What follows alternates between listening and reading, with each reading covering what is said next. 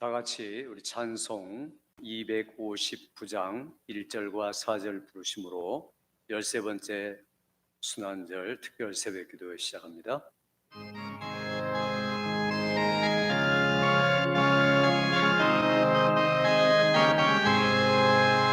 예수 십자가의 빛으로서 그대를 지키어인가 더러운 죄이게 하는 그녀를 그대를 찬미한다. 예수의 보혈로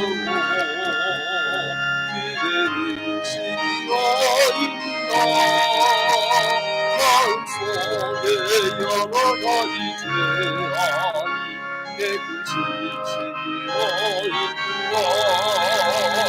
모든 죄에 더러워진 내고를 주 앞에 지금 담아서서 샘물같이 솟아나는 보혈로 그 보라더니 계시수라. 예수의 보혈로 그대를 지키어인가 마음속에 여러 가지 죄악이 깨끗이 지키어인가. 아버지 하나님, 우리를 위하여 십자가에 흘린 피로써 우리를 씻어주신 주님의 보혈을 찬양하며 오늘 또 주의 말씀을 듣고 그 하나님의 약속에 의지하여 하루를 출발하고자 주 앞에 예배하는 성도들마다 하나님의 은혜와 사랑과 복 속에서 하루를 출발하도록 은혜 베푸시기 원하옵고 예수님의 이름으로 기도하옵나이다. 아멘.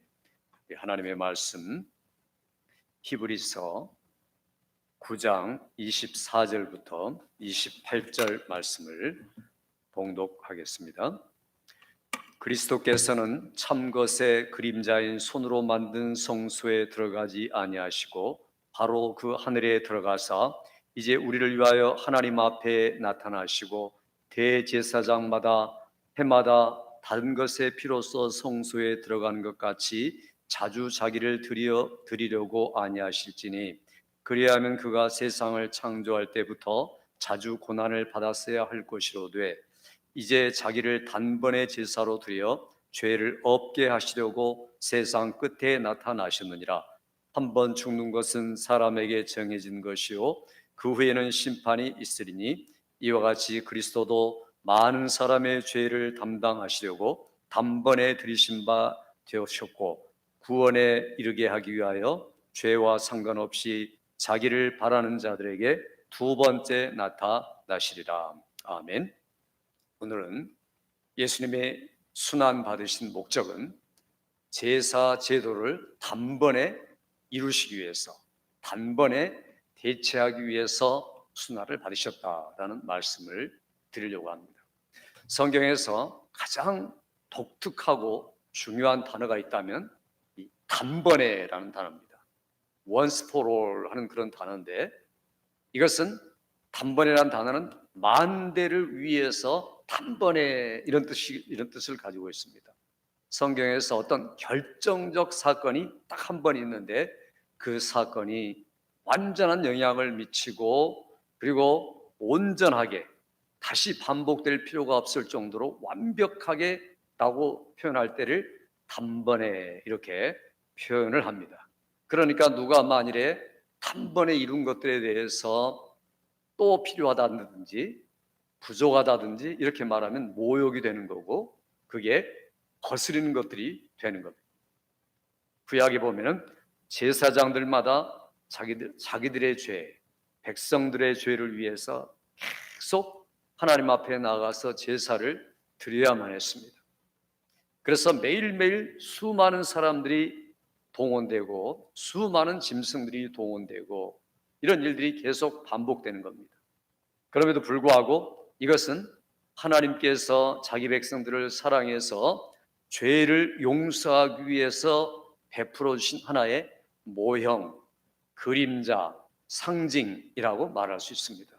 그러니까 구약에 나타나는 모든 제사 제도들은 하나님께서 어떻게 하면 내가 사랑하는 백성들을 용서할까 하는 것에 대한 상징으로서 우리에게 주어진 겁니다.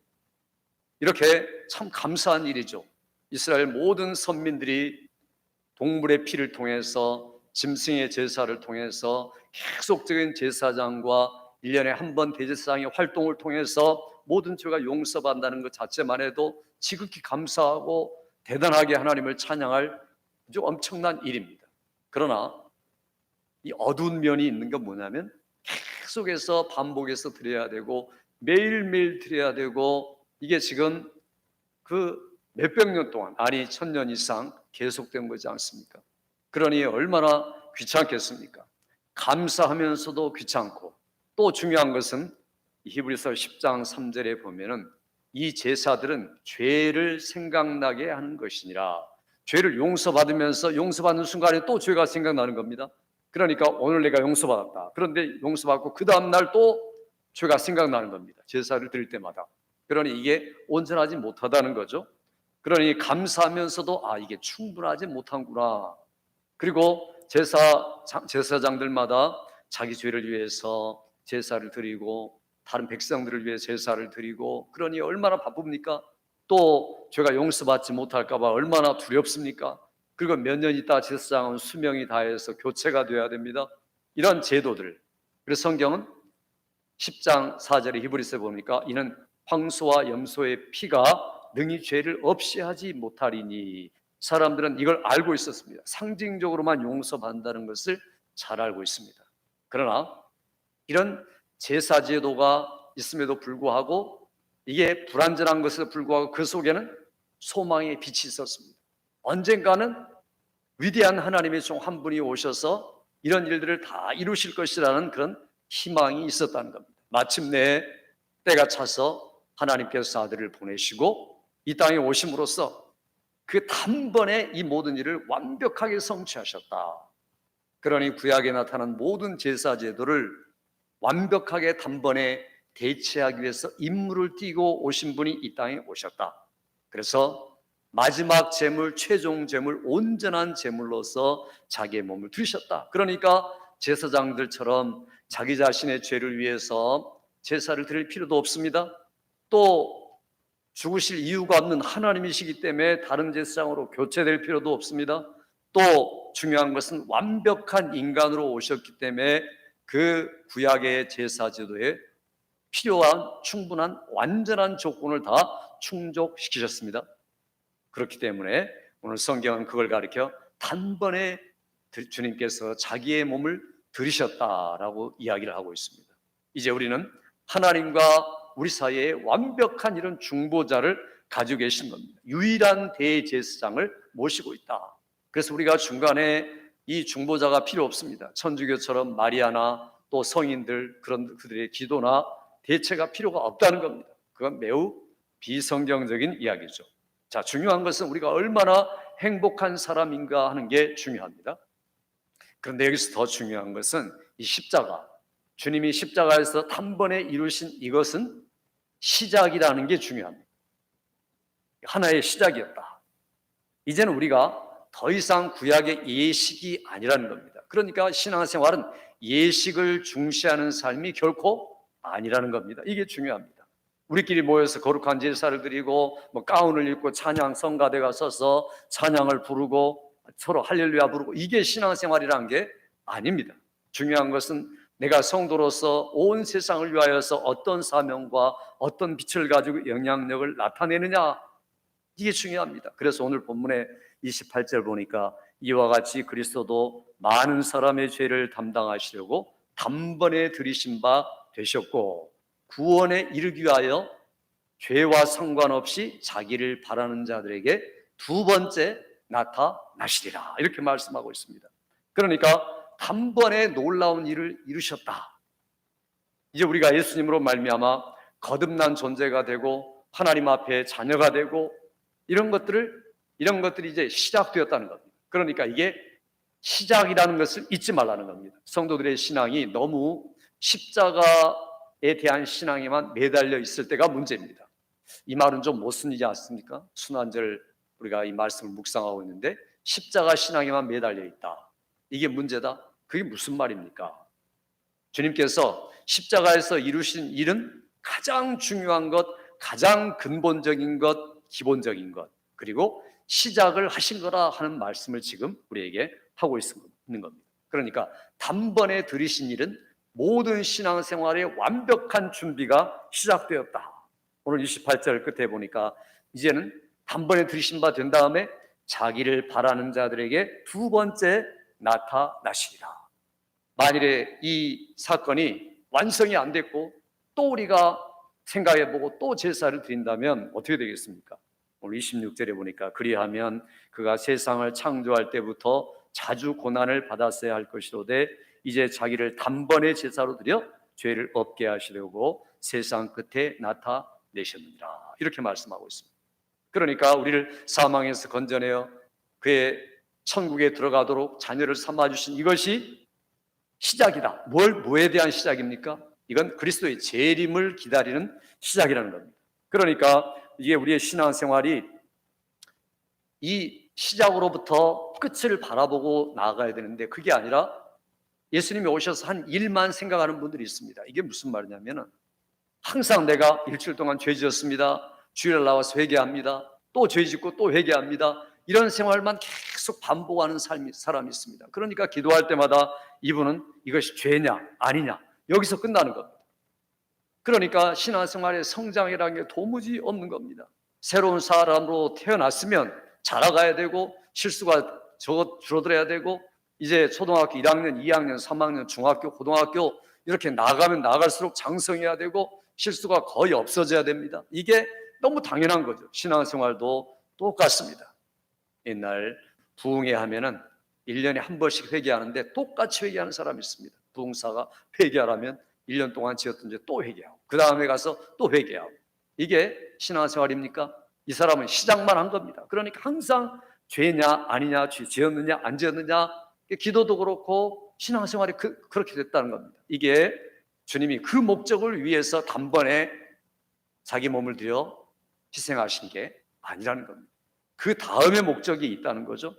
학생이 학교를 다닐 때 책과 선생을 통해서 교육을 잘 받고 습득하고 인격의 연마를 통해서 졸업을 하고 또 새로운 출발을 하고 이게 학생이죠. 그런데 만일 학생이 책이 중요하다고 책을 깨끗하게 잘 간수하고 또 교복이 옷이 중요하다고 해서 유니폼을 안 달아지게 깨끗하게 간수하고 여기다가 신경 쓰고 집중하면 그게 학생입니까? 아니죠. 그러니까 자기가 지금 갖고 있는 것, 입고 있는 것 이런 것들을 소중히 여기고 거기다가 온통 신경을 집중하고 해야 할 공부는 제대로 집중하지 못하고 자라가야 할 인격은 집중하지 못한다면 이건 가장 어리석은 학생인 것처럼 신앙생활도 똑같다는 겁니다. 내가 지금 하고 있는 제도, 습관, 전통 이런 것에 얽매여가지고 이게 신앙생활인 것처럼 착각하고 살아가는 사람들이 얼마나 많습니까? 그런데 주님은 오늘 우리가 단번에 주님이 자기를 들여서 제사제도를 완전히 다 완성하시고 그 다음에 두 번째 나타나시기 위해서 우리에게 단번에 이와 같은 역사를 행하셨다 하는 것을 말씀하고 있습니다. 그러니까 이제 우리는 단번에 해결받고 완성된 사람으로서는 두 번째 나타나실 주님을 바라보면서 주님이 물으실 겁니다. 내가 너를 새롭게 태어나게 하고 완전히 이루어서 출발하고 시작하게 한 인생을 내가 얼마나 살찌웠느냐, 얼마나 건강하게 자랐느냐, 얼마나 내가 원하는 열매를 맺었느냐 그렇게 물으실 때 내가 담대하게 대답할 수 있느냐, 그게 바로 주님이 우리를 위해 순환받으신 목적이다 하는 겁니다. 우리는 지금 하나님의 자녀입니다. 우리는 이제 인생의 목적과 사명을 위해서 달려가는 사람입니다. 옛날에 머물러 가지고 옛날 신앙생활, 초보에 머무른 신앙생활을 살아가는 사람들이 아닙니다. 우리가 하나님의 군사로 부름을 받았습니다. 그러면 군사는 뭐 해야 됩니까? 훈련 받았으면 나가 싸워야 되고 이제 얻을 것 얻고 채울 것 채워졌으면 준비됐으면 나가서 할 일을 감당해야 되는데 그게 아니라 밤낮 앉아서 철모나 닦고 총이나 손질하고 자기 이름표나 확인하고 이러고 있으면 이게 군인입니까? 그런데 그런 군인들이 있다는 겁니까? 있다는 겁니다. 신자들 중에 그런 신자들이 많이 있다는 거죠. 그러니 신앙생활에 진보가 없고 성숙이 없는 사람, 그는 단번에 우리를 위하여서 십자가에 못 박으신 주님의 공로에 대해서 점점 멀어져 가는 사람이다, 무시하는 사람이다, 이렇게 말할 수밖에 없습니다. 우리에게는 영적 전투의 현장이 있습니다. 이미 주님께서 시작하고 완성하고 출발하도록 모든 준비를 다 갖추도록 하셨습니다. 운동화도 사주시고, 그리고 몸의 기량도 다 채우시고, 그리고 스타팅 포인트에 서서 이제는 달리기만 해라. 달려야 되는데, 우리가 끝까지 달려가는 삶을 살아야 되는데 아직도 시작점에서 맴돌고 있고, 그 다음에 출발 신호가 터졌는데도 움직이지 않는 사람이 있다면, 이게 주님께서 우리를 위하여 단번에 이루신 일들에 대해서 무시하고 있는 사람이다, 이렇게 말할 수밖에 없습니다. 오늘 우리가 구원받은 존재로, 부름받은 존재로, 하나님의 자녀로서 하나님 이미 완전하게 만들어 주셨으니까 우리가 해야 할 일들이 남아있는 겁니다. 두 번째, 주님이 나타나실 때까지 실제로 우리가 사람들에게 영향력을 미치고 실제적이고 구체적인 신앙생활 속에서 책임을 감당하고 생명력이 있고 빛을 내는 여러분의 삶이 되고, 오늘 하루도 이 일에 초점을 맞추고 살아가는 여러분의 모든 삶이 되시기를 주의 이름으로 축원합니다. 아버지 하나님, 이 시간에 사랑하는 성도들이 하루를 출발하기 전에 우리를 위하여 단번에 모든 것들을 완성하신 주님의 공로를 기억하며 이것이 시작이요 출발점이라는 것을 말씀하여 주신 주님, 오늘 하루를 살면서도 영적 전투의 군사로서, 그리고 영적 경주자로서 오늘 또 삶의 활동력 있고 영향력 있고 생명력 있고 실제적인 책임과 역할을 넉넉히 감당하는 사랑하는 성도들 되도록 은혜 베푸시기를 원하옵고 예수님의 이름으로 기도하옵나이다. 아멘. 하늘에 계신 우리 아버지여, 이름이 거룩히 여김을 받으시오며 나라의 임하옵시며 뜻이 하늘에서 이룬 것 같이 땅에서도 이루어지이다. 오늘날 우리에게 일용할 양식을 주옵시고 우리가 우리에게 죄 지은 자를 사하여 준 것 같이 우리 죄를 사하여 주옵시고 우리를 시험에 들게 하지 마옵시고 다만 악에서 구하옵소서. 대개 나라와 군세와 영광이 아버지께 영원히 있사옵나이다. 아멘.